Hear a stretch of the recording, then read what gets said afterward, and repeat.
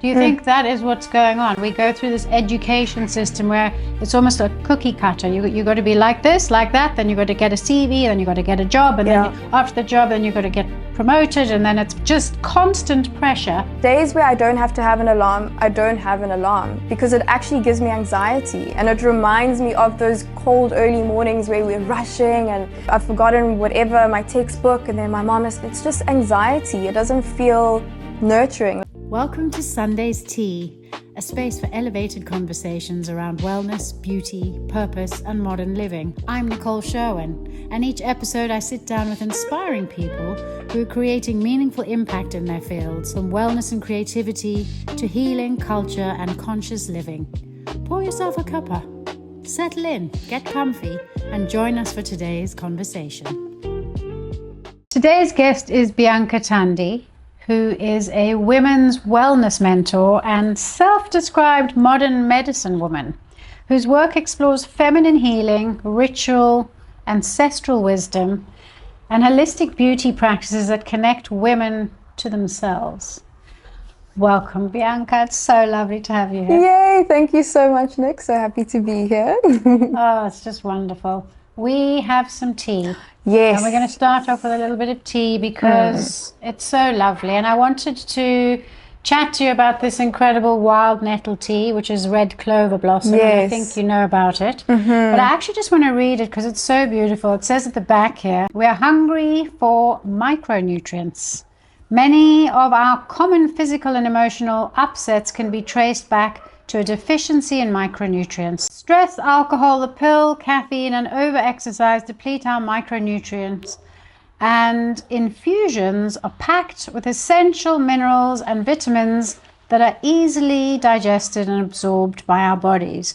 What I love most about this is it is very, very nourishing and healing for menstrual cycle, for menopause, and for women's hormones. So that's what we're going to be drinking today. And while we're drinking this delicious red clover blossom tea, I want to dive a little deeper into understanding your take on ancestral beauty and what those rituals mean to you.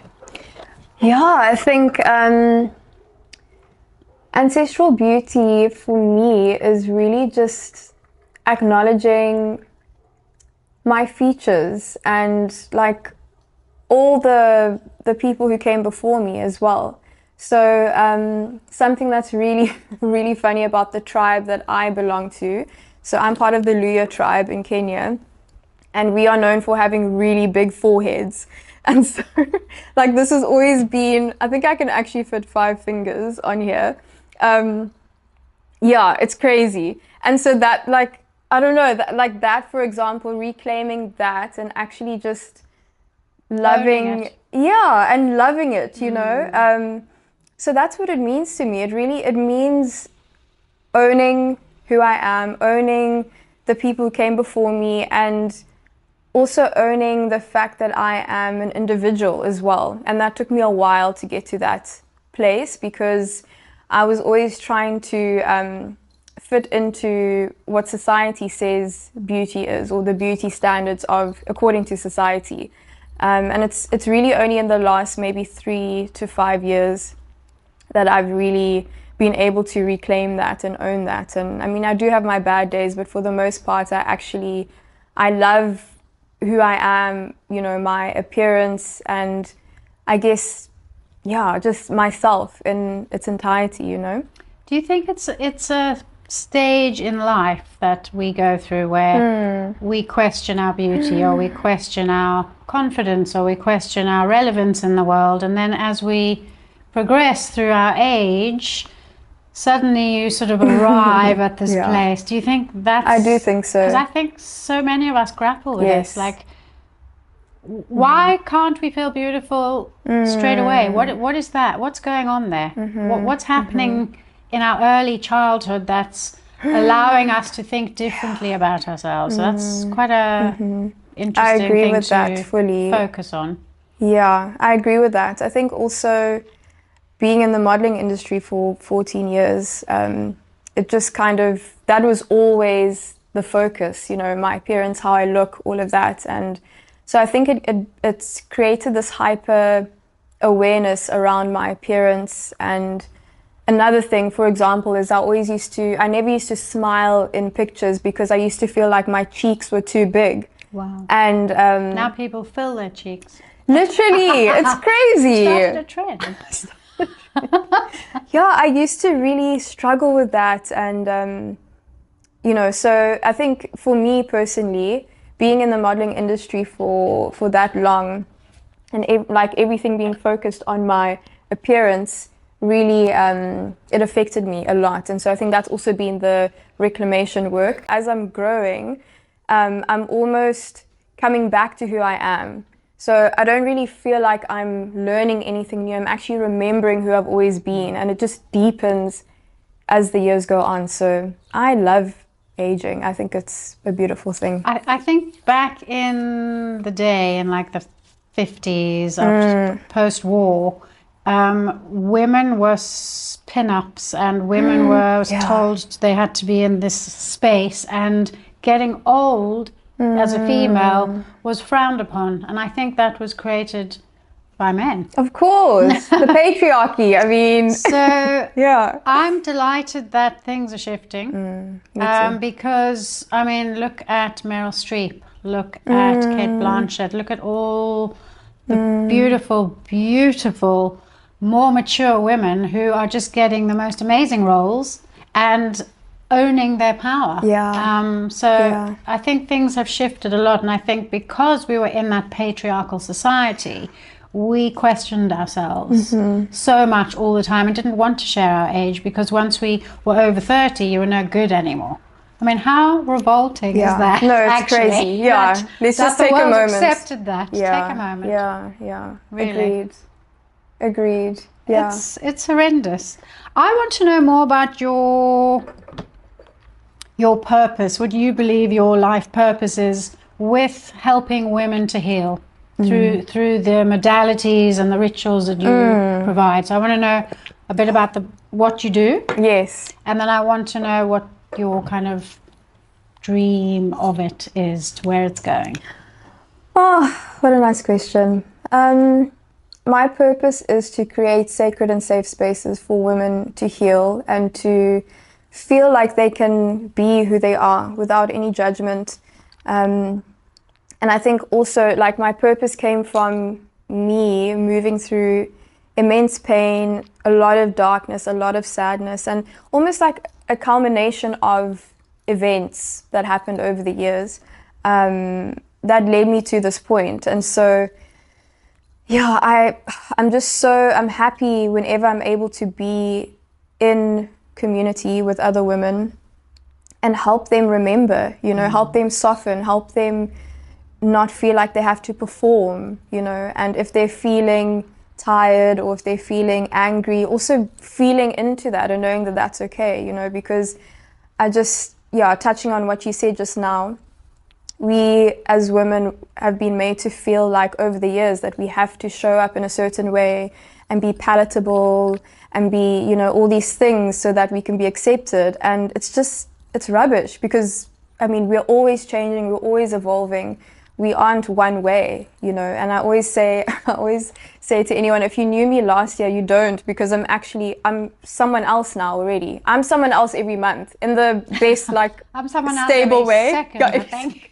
But just in, like, we're always going through the cycle of death and rebirth, shedding, letting go, rising, phoenix rising from the ashes. And so for me, my purpose really is to hold space for women through that transformation, where they feel they can be themselves without any judgment. They can say whatever they want to say. There's, it's a safe space for them. So does that answer your question for part one? Definitely, because it's your purpose. Yeah. And so the next question leading into that is, what is this ritual? What do you do? Yeah. What can one expect in one of your rituals? Yes, I love that question.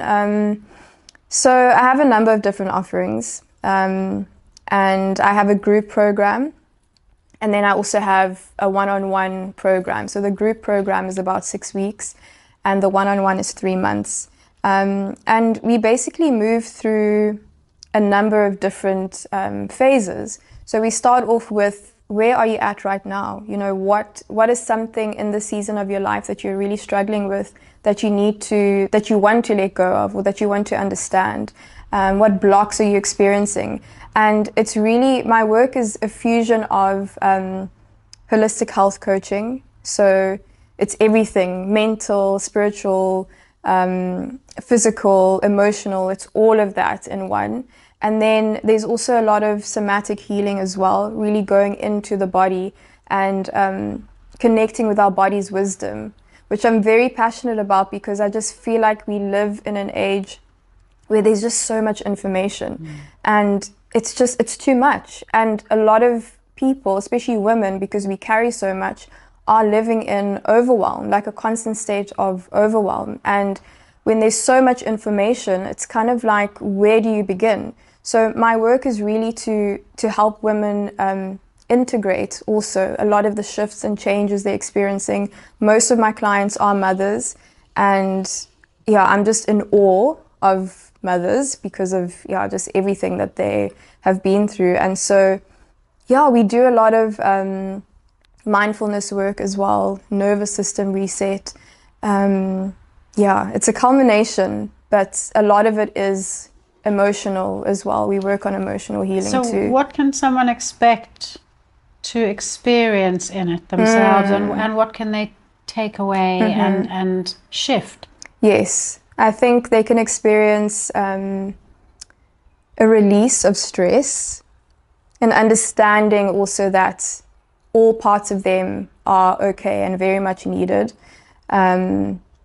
Also just being able to be seen and witnessed as well. I feel like many women are hiding because of how we've been taught to be, and maybe the way they're showing up isn't the truth of who they are. So that's also another thing, connecting to the truth of who you are, of what your experience is, of what you want to say and share with the world. And also connecting to your purpose as well through the work that we do together. Because everything is about truth, I help women basically either remember their purpose or find their purpose or their true calling, by taking the mask away and sitting with what's under there and, how that makes them feel. So, I guess, that's the main thing. But also, because I work with what I experience as well, like whoever comes up, whatever they're dealing with. So it's very individual, it's not a one size fits all. Do you feel that our education system stunts our ability to step into our power and find our purpose and find what we love and allow us to grow in ways that are nurturing? Do you think that is what's going on? We go through this education system where it's almost a cookie cutter. You got to be like this, like that, then you got to get a CV, then you got to get a job, and then after the job, then you got to get promoted, and then it's just constant pressure, and there's no space in that education system for like self-care, for ritual, for things that are so important. For me, as I've got older, if I don't have ritual every single day, I'm stuffed. I can't cope with this overstimulation. So for me, ritual is just everything. It doesn't matter what the ritual is. The fact that I have a ritual in the morning, I have a ritual during the day to unwind, I have a ritual in the evening before I go to bed. It's just like almost like checking in with yourself. What do you think about the education system? Agreed. I know it's a bit of a leading question. Was it a question or not? I love that you shared that. I think I feel that the education system prepares us to enter the rat race or continue being in the rat race. I'm still, if days where I don't have to have an alarm, I don't have an alarm, because it actually gives me anxiety, and it reminds me of those cold early mornings where we're rushing and I've forgotten whatever, my textbook, and then my mom is, it's just anxiety. It doesn't feel nurturing, like you said. So Yeah, I do feel that it disconnects you from your calling, your purpose, from being a human, actually, because we aren't robots. We're human beings, and there's no space for being. Like you said, there's no space for ritual, there's no space for self-care. Where is the space for that? And it just continues from school, high school, then you move, into university, into the workspace. And I think also that's what I'm finding with a lot of the women that I work with. This is the main thing. They are really unhappy in the work that they do, and they feel trapped. They feel like, where do I go from here? They feel boxed in. They feel claustrophobic. And when we look at the root of that, in the same breath, what I can say about the schooling system is that it did give me, at least the school that I went to, there were some morals and values that I picked up from the school that I went to, and I'm very grateful for that. And I'm grateful that I had the opportunity to be privileged enough to go to a really good school. However, I do feel that part of the education system left me feeling like I'm just not worthy because I'm not getting straight A's, or I'm not, and there was no space to figure out and explore what I actually enjoy and like doing. And it's almost like in the last decade, that's what I've been doing. And it's like, sometimes I'm like, I could have found this earlier. I could have really been doing this sooner, so annoying, isn't it? But then, I think definitely with my children, I would love to change that and give them the space to explore and see what feels good for them, what they want to do. Yeah. If they're highly academic, amazing, and then we push that. But there was no space for creativity and just being. It always felt like there was something to be, something to do, something. It's a lot. It's exhausting. So, yeah, I do think it plays a role. Fortunate to have gone to a Waldorf school, which does allow the individual to find their creativity. But if you're at a Waldorf school and you are very into maths or science or everything, it's not ideal. So I think what needs to happen is parents have to be so conscious what their child is bringing forward, whether it's creativity or art or science or maths or interested in unusual things, and then find the right education system that can flourish that. Because I think just like going to the school down the road because it's convenient brings a lot of stress.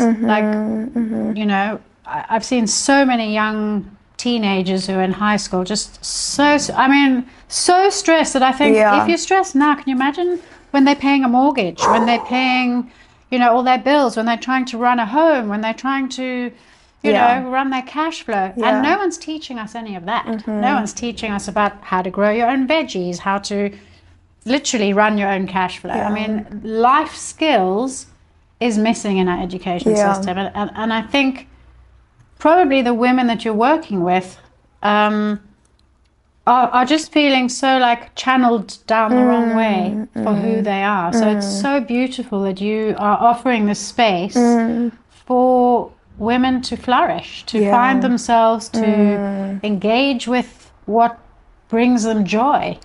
I think that's so beautiful.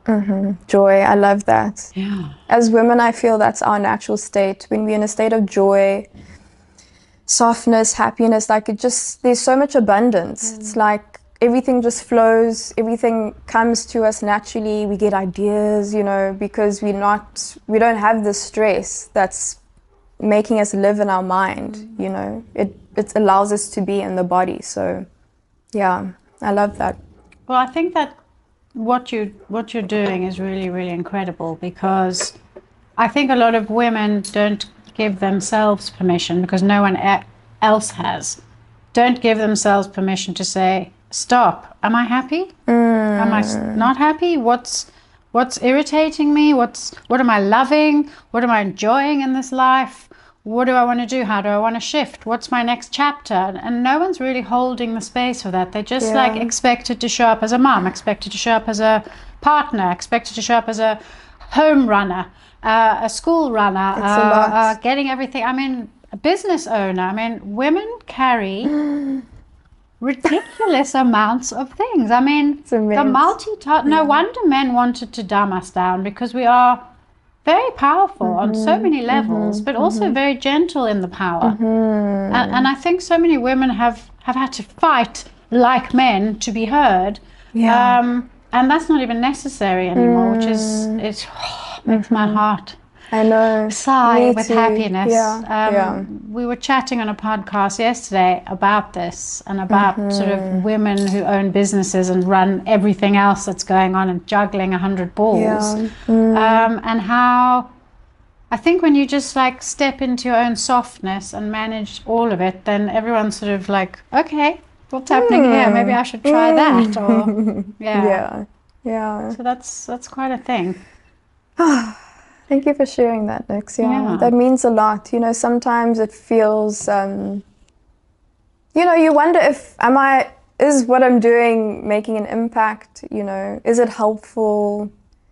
But it is, you know. And also, absolutely, I love seeing transformation in real time, like with my clients when they've maybe let go of a way of being that was running their lives and keeping them stuck. So those small wins give me so much hope, and also like fuel me to continue doing this work, you know. That's amazing. Do you find that beauty as a ritual is important? Yes, 100%. Especially as women, like there's healing in beauty. Like I'm obsessed with having a clean space, a space that looks beautiful, you know, so watering the plants and like having the flowers and crystals and incense, like it's thank you. It's very it's very healing. It's very underrated, actually, I feel. So too. But when you really get into beauty as ritual, you feel lighter, you feel happier, things shift. It's so hard to explain because it's not a logical thing. It's actually, it's in the body, you know. But yeah, for me, I absolutely love, like some of my favorite beauty rituals would be my skincare routine with Eco Diva Natural, of course. It's a sensory experience. And it just helps me to start my day and then also end off my day as well. And I speak to myself. I do some mirror work. I sometimes have a candle in the evenings, and it's like, it's just everything. Also, probably like self-massage. I really love that too, especially my feet. It's so hard to explain, but like when you do it, it's just, wow. It's like, why didn't I do this sooner? I think we've forgotten that we can do that for ourselves. I mean, for me, my bathing rituals are just, oh my God.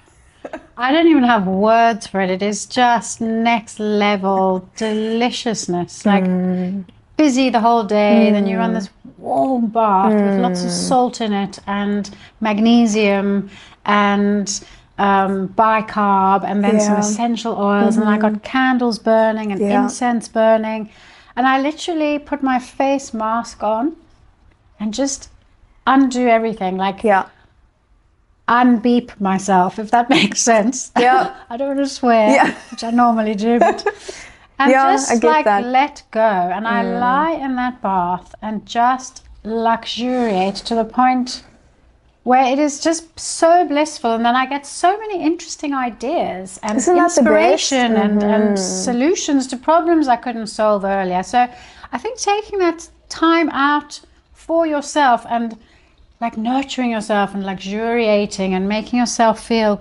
just yummy is so essential to sort of designing and creating the life you want. And also helps me show up for the family. It's so much happier after a busy day where you're like you're going to be dealing with so many things, and then get into the bath, finish. What's your evening ritual?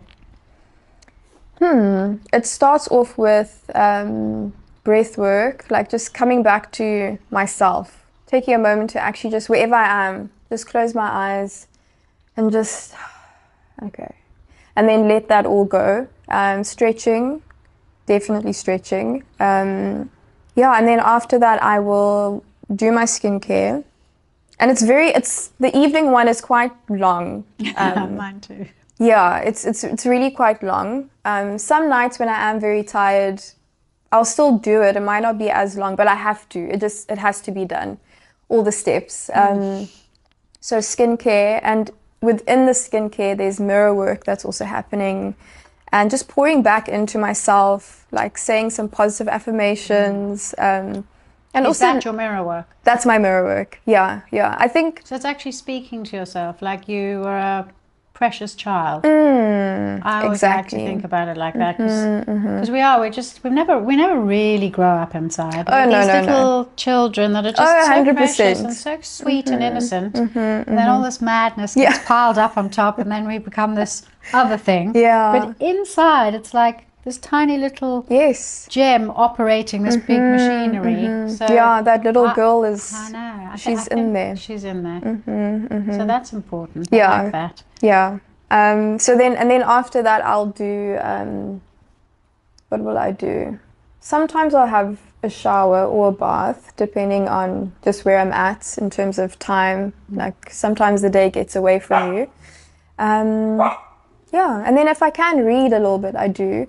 But one thing I have been doing, which is so beautiful and also part of like, it kind of ties into what we're speaking about, is learning Swahili. Yeah, which is it's my mother tongue essentially, but we weren't, my siblings and I weren't taught Swahili by my parents. And so after many years of blaming them, and that's amazing. Yeah, I just, a few months ago, I decided to just start. And so, yeah, I have the Duolingo app, and it's just so fun. How brilliant is that app? I love it. It's the so best. Much fun. It's it the makes best. learning fun. Yeah, and it's a couple of minutes, and I'm like, okay, yeah. So that's usually my nighttime routine. That's very cute. I like that. What ancestral wisdom do you feel modern women need most right now? Because I mean, if you think back to like even Egyptian times, that ancestral beauty was on another level. Yeah. Talk about superfoods. Yeah. That was on another level. What the ingredients they used for their beauty. What are your thoughts on that? I would say the ancestral wisdom that I would say every woman needs living in this modern day and age is womb connection. There's so much power in our womb space, whether you have a physical womb or not. So even if you've had it removed, it's still an energetic womb. And when you connect to your womb space, which is also something again that they disconnected us from in school. I mean, we didn't even know about all the different phases in our cycle. Like it's insane. But when you connect to your womb space, there's so much wisdom there. There's so many answers that are there. There's so many insights. It's our creative center. It's where we birth ideas, human beings. You know, it's very, very powerful, and it's a practice as well. So, and it can be done in any way that feels good for you. You know, you can literally start with just placing your hand on your womb and asking her, like, what do you have to share with me today? Or how would you like me to move through the world today? And then you listen to what comes up. Maybe there's something you can feel, see, sense, and you just do this very slowly. Also in meditation, you can be in deep meditation, place both hands onto your womb, listen. Singing is also really beautiful for womb connection, because literally our throat is connected all the way to the womb space. Humming, I really feel like this should be spoken about more, because there's a lot of shame around it, and it's very taboo, but it's like everyone here comes from a womb, you know? So yeah, I feel like the patriarchy kind of demonizes that, so that, you know, we can just leave that on the side and then stay stuck in the rat race. But yeah, I think womb connection for me would be the biggest thing. Yeah, that's really beautiful. B, thank you so much for chatting with me, sharing tea, sharing your wisdom, and thank you guys for joining us. This is the first in our series of SUNDaze Tea, and I enjoyed myself thoroughly. So thank you very, very much. Thank you so much, Nix.